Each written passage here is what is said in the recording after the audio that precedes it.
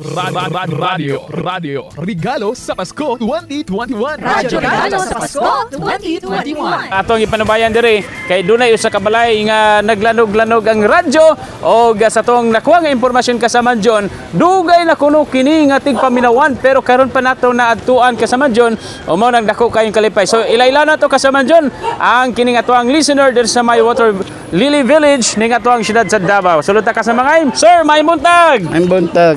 Sa pangalan Omar Ohali. kanang imong radyo dugay Dugay na kay na Oo, mga pila nakakatuig nagapaminaw. mga 80s pa eh.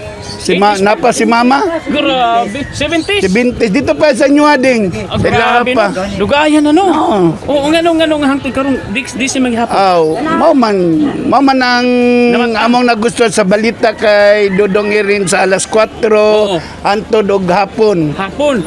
Oo nya karong Pasko na kay panghanda.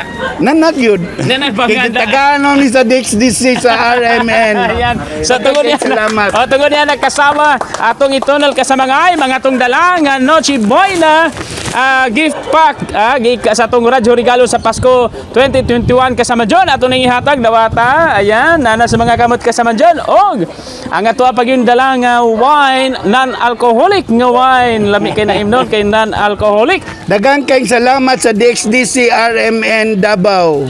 Ayan, salamat kayo sa mga silingan din susama kay Sir Omar. Oh, paminaw pud mo sa DXDC para makadawat pud mo sa mga Noche Boy na gift pack sa Radyo Regalo sa Pasko 2021. Kauban nato si Radyo Man ay miginita kasama John. Radyo Man Joel Biray, tatak RMN. Radio Regalo sa Pasko 2021. Radyo Regalo sa Pasko 2021.